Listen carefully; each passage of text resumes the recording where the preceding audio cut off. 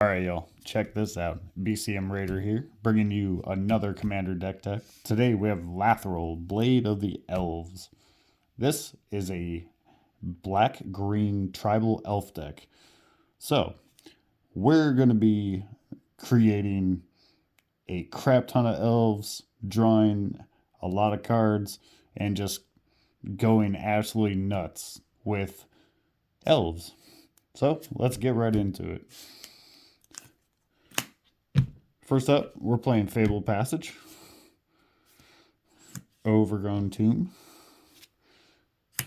Underground Mortuary as our Surveil land, Woodland Cemetery for our check land, Undergrowth Stadium for our Battle Bond land, Blooming Marsh as our speed land, Haunted Mire because it's fetchable, Llanowar Waste, Temple of Malady, so we can scry, and Path of Ancestry.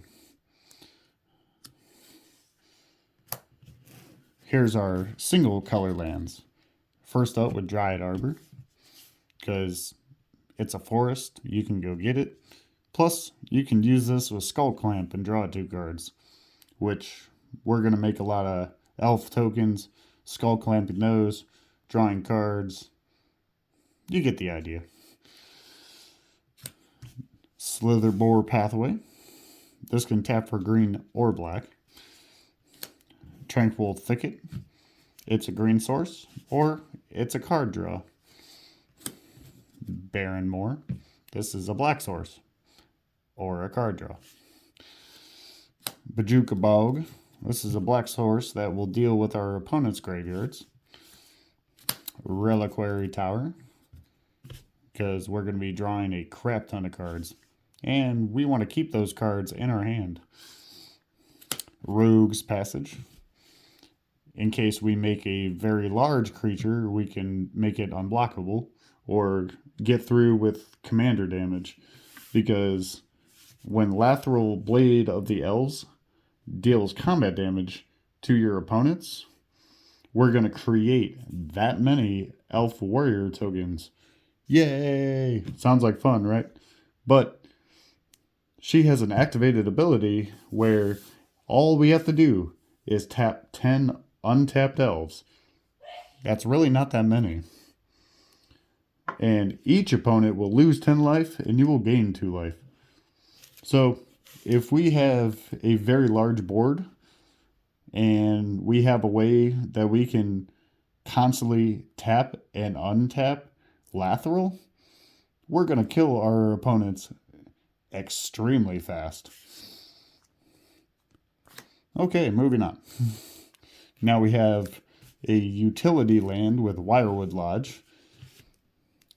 See that part right there? That says untap target elf. You remember this guy? It says, hey, untap me. My opponents lose the game. Yeah. This is a very powerful land for what we're doing. Okay, we have 7 force.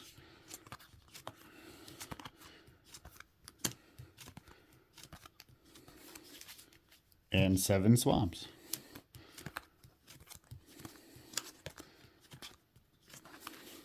That was the land base. I hope you guys enjoyed that.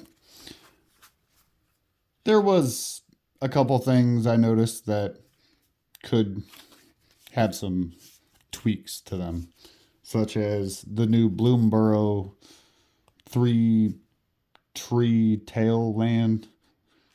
Basically the best tribal land to ever be printed right now. So that would be a good suggestion. Nykthos, Shrine to Nyx, would be very, very powerful, because most of our creatures have a lot of colored mana. That way we can add devotion. It definitely needs a Verdant Catacombs, for sure. This is not one of my decks. This is my friend's deck. So we're going to help him out today. So, but if you guys enjoyed what you saw so far, let me know in the comments below. Okay, let's get into the artifacts. I'm only running 4, so of course we're playing Soul Ring, Arcane Signet, Golgari Signet, and Skull Clamp. Skull Clamp is going to be very, very good in this deck. Okay, let's get into the enchantments. And right out the gate is a very powerful enchantment with a lot of token creatures with Cryptolithrite, because all these tokens are going to produce you mana. And the whole premise of a elf deck or goblin deck is utilizing all these tokens to either draw you cards, produce mana. That way you can continue casting multiple spells. So, there's Cryptolithrite. Next is a very powerful one with Elven Chorus. It's a future sight, which means you can look at the top card at any time. This will allow us to cast creature spells from the top, and similar to Cryptolithrite, your creatures will be tapping for mana. Next is a tribal enchantment for elves with Prowess of the Fair. This is going to synergize well with either our opponents killing our creatures or us sacrificing them or them dying from Skull Clamp when we draw the 2 cards. Because basically Prowess of the Fair will trigger once we Skull Clamp that token to draw 2 cards, because once we do that, that trigger goes on the stack, it'll check and be like, hey, one of my elves died. The only drawback to this is the fact that it's a non-token elf. But there's plenty of 1/1 elves that we can get back later. But there's that. Next is Elderfang Venom. This is going to be very good in combat, because this is going to give all our attacking elves Death Touch. But this has a synergy with Skull Clamp, where whenever any elf dies, your opponents will lose 1 life and you will gain 1 life. So this is actually a backdoor win condition as well, if you're producing enough creatures to do so. Alright, now we have a very powerful enchantment with Growing Rites of Itlimoc. Basically what this does is this will help us look for creature cards, but also if we control 4 or more creatures, which is obviously not very difficult, this will transform. And this will transform into a very powerful land that y'all might remember, Gaia's Cradle. This will tap for a green mana, or it will add 1 green mana for each creature we control. And just think of the possibilities that we could do with, I don't know, 15 to 40 some mana in 1 turn. It's going to be nuts. Next, we have a tribal enchantment for elves with Elvish Promenade. This one's going to be very good, because basically we're just going to cast this and get a elf warrior token for each elf we control. Excuse me, this is a sorcery. Alright, we're moving into the sorceries. Sorry. Okay, moving on. Next is Glimpse of Nature. This is going to help us in the turn we intend on casting multiple elf spells in one turn, because every time we cast one of those, we're going to draw a card. So this will help us continually keep casting more spells by drawing cards. Next is our green demonic tutor that shuffles back in with Green Sun Zenith. Really doesn't need much introduction. Now we have Patriarchs Bidding. So let's say we're in the situation where we had a very large board and our opponents decided to blow up that board. Hey, let's get all our elves back with Patriarchs Bidding. Seems good. And if we have a lot of mana that we're probably going to have anyway, why not just Genesis Wave and put as many permanents onto the battlefield as possible? I love Genesis Wave. I know you guys do too. Next, we need to kind of protect our board in case we don't have Patriarchs Bidding to get it back when our opponent's wrath with Heroic Intervention.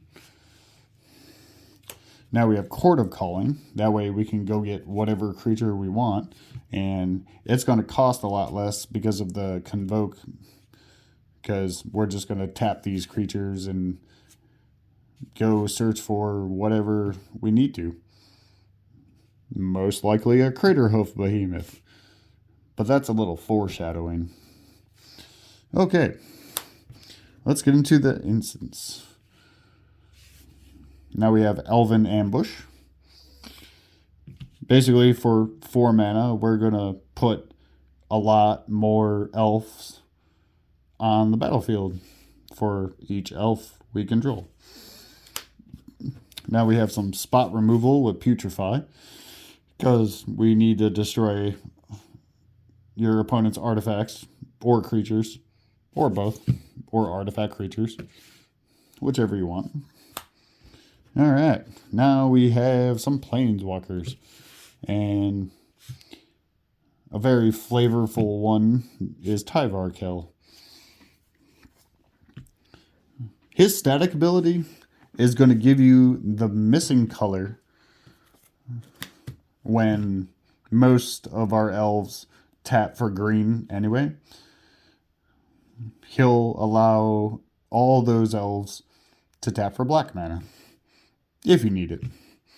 And you can just keep creating elf warrior tokens, and he'll provide some good blockers by giving it Death Touch, but more importantly, it's going to make whatever elf you target, it's going to get bigger, and it untaps it.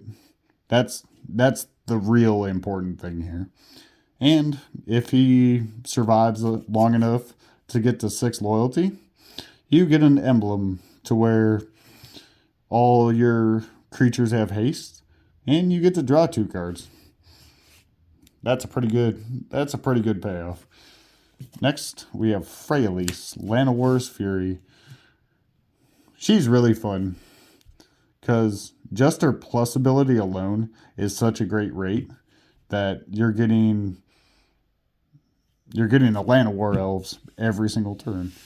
But you can also destroy a artifact or enchantment, or you can draw a lot of cards with this.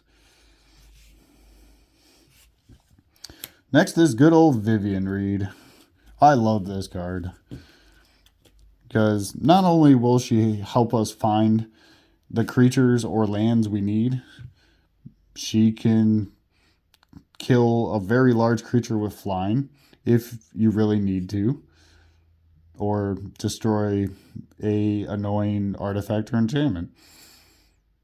But like most Planeswalkers, if they stick around and get to their ultimate, it's normally game over pretty fast. And with her, because we're creating so many creatures, giving all them +2/+2 vigilance, trample, and indestructible is pretty much unbeatable.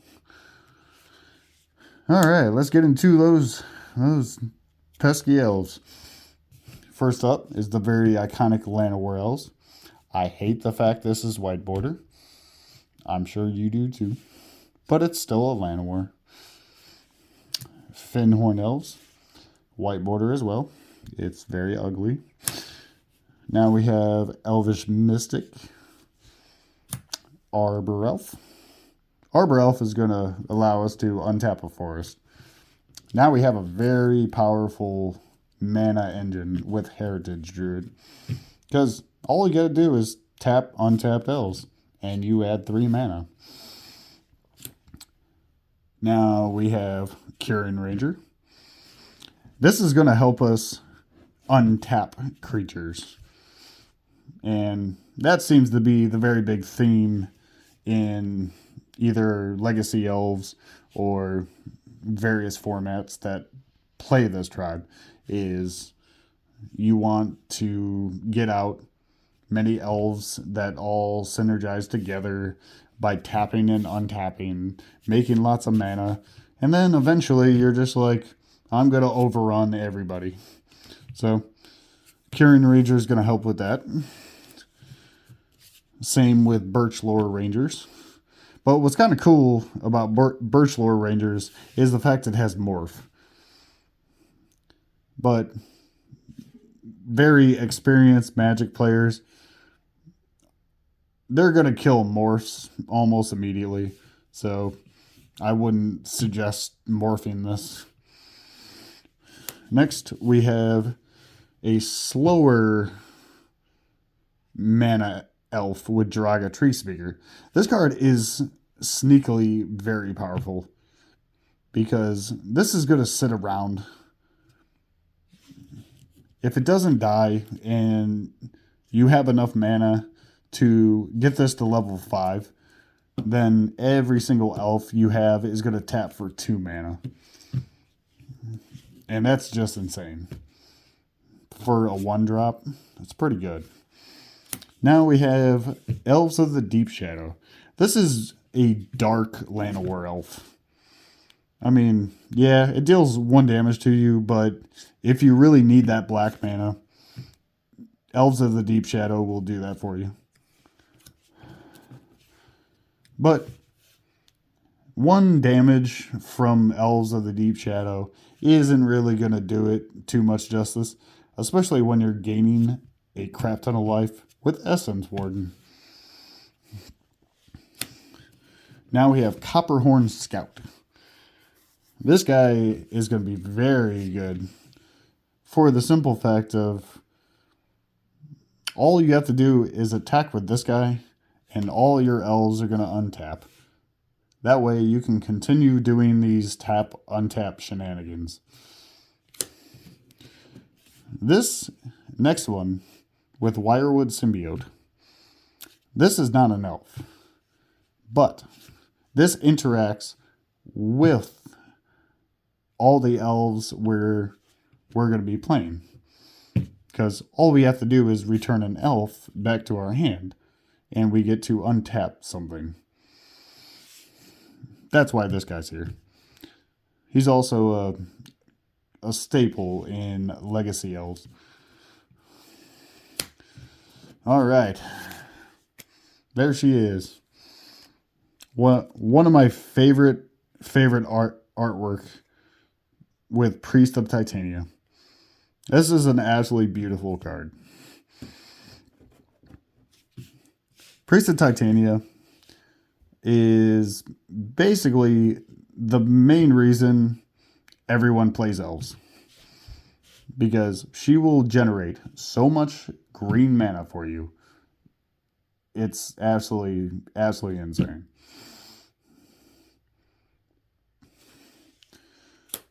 Next, we have Lwar Elves' retarded cousin with Druid of the Cowl. It's fine. The only thing that this card has going for it is the simple fact of it has a bigger butt. That's it. It's an expensive Llanowar. This is not a very good card. Anyway, now we have Curing Elves. I love Curing Elves. For the simple fact of this thing will tap for whatever color you need it to. And it's skull clampable. Next we have Paradise Druid. I like Paradise Druid. It's fine. It protects itself. And it adds 1 mana of any color. It's also skull clampable. Next is a very powerful with Wirewood Herald. This guy is going to go and search for any single elf card we want. That seems pretty good. He's a green demonic tutor with legs, and he's skull clampable.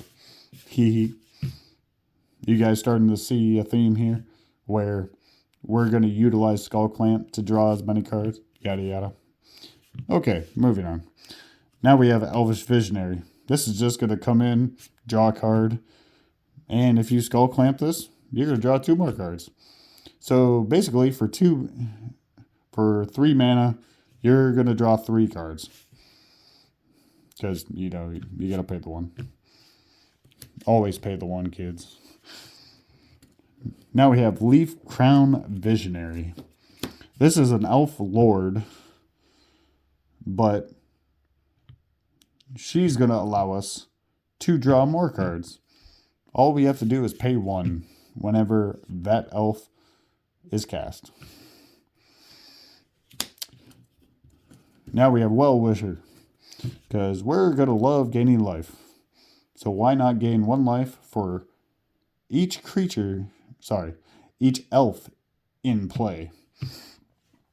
Not just the ones you control. If your opponents have elves as well, you're going to benefit from that too. Next is my favorite elf with Seeker of Skybreak. It doesn't seem like much, but all he does is he untaps a creature. Okay. That doesn't sound very powerful, but when that creature you're tapping is producing a lot of mana or gaining you a lot of life, this becomes very strong very fast. Don't skull clamp this, kids. Next is Elvis Warmaster. This guy is going to crap out so many elves, it's not even funny. And we have other stuff to do with this guy. If we have 7 mana lying around, sure, they're going to get +2/+2 in Death Touch. He's kind of like a make your own Crater Hoof. Next, we have Marvin the Nurturer. This is a very powerful elf, because she's going to make every elf bigger, and she's going to add a crap ton of mana. Next, we have Gaia's Cradle on a creature with Circle of Dreams Druid. That's it. That's what she does. She's a Gaia's Cradle. Next is Elvish Archdruid. Another Lord effect that adds a crap ton of mana. Next we have Realm Walker. This is not a elf card per se, but it is an elf type. It's also a hippo, an orangutan, a cheetah, a frog. It's whatever you want it to be. But in this deck, it's an elf. So, what's the benefit of this guy? It's the simple fact of you just name elf, and he's going to help you get to your elf spells off the top of your library. And that's good enough for me. Next, we have some land search elves with Farhaven Elf, Wood Elves. Wood Elves is slightly better because this goes and gets a forest card, whereas Farhaven Elf only gets basics. Now we have a Zuri, Renegade Leader. This guy's insane.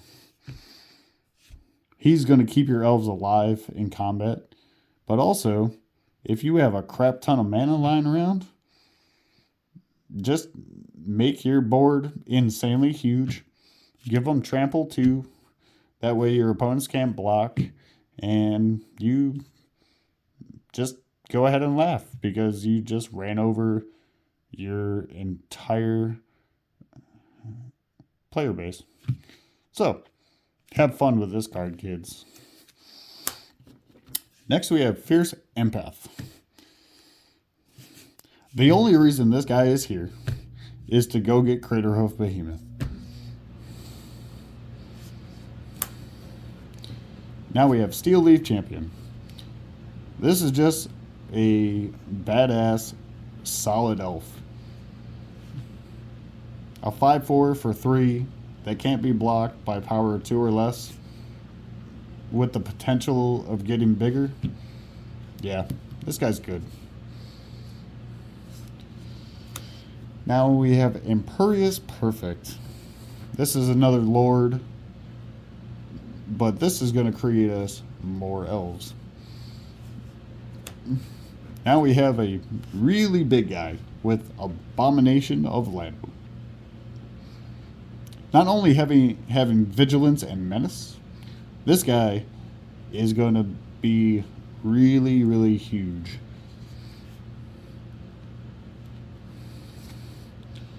Now we have Shaman of the Pack. This guy is going to kill your opponents very quickly because all we have to do, create a very large board, make sure they're at a certain life total. This enters the battlefield. Oh look, one dead opponent. Way to go. Now we have Nadier's Nightblade. This guy is going to be really good for us, for the simple fact of whenever any token leaves, each opponent loses 1 life and you gain 1 life. So all those tokens that we're going to skull clamp, they're going to go to the graveyard and trigger this guy. So you're going to gain a life, your opponent's going to lose a life and draw 2 cards every single time you do that. Yeah, that's really good. Okay, now here's the classic Reclamation Sage. That way we can just blow up artifacts and enchantments. It's also skull clampable.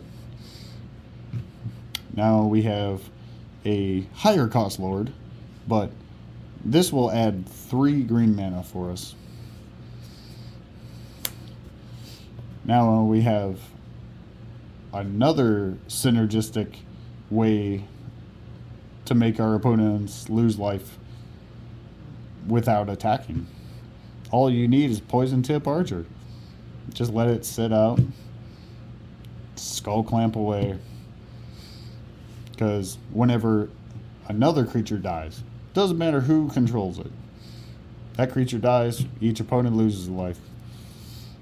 So if this is out and there's a crap ton of creatures out, your opponents might think twice about, blowing up the board. Good old Dayan, Guiltleaf Dayan. She's fun. She can block flyers. She's also a lord. But whenever she attacks, she's going to gain you a lot of life. So basically, all your elves don't have to attack. Just her. and you gain a crap ton of life. Now we have a personal favorite of mine with Nullmade Shepherd. I love this card because chances are your opponents are going to have a lot of artifacts and enchantments. You don't really have to do much. All you gotta do is tap 4 untapped creatures, and those artifacts and enchantments go away. Next we have Lwar Huntmaster. This is going to produce us a lot of tokens because all we have to do is cast elf spells. That's it. You cast Lwar Elf, you get a 1/1 elf. You cast whatever else, you get a 1/1 elf. Now we have Herald, King of Skemfar. Herald.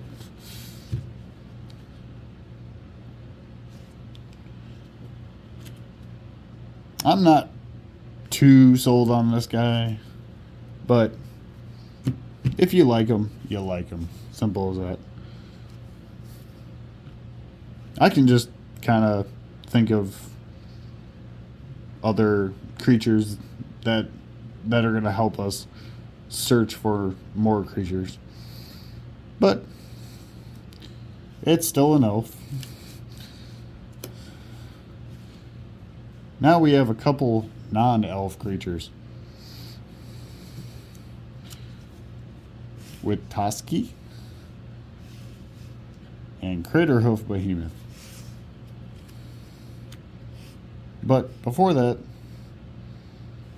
here's our main draw engine with Beast Whisper. Because it doesn't matter what that creature spell is, just as long as it's a creature, we get to draw cards. Okay. Going back to Tusi. Tusi is going to be very good for us because we're going to have a crap ton of creatures, and every single one of those that deals combat damage is going to draw us cards. And this guy's really hard to kill. I mean, it does die to Toxic Deluge, but, you know, we're not playing Toxic Deluge because we don't want to kill our own board. So yeah, there's that. And finally, of course, the big guy himself, Craterhoof Behemoth. Because no elf deck would be complete without killing your opponents with this card. So, there was the deck tech for Lathril, Blade of the Elves. I really hope you enjoyed this version of Elves.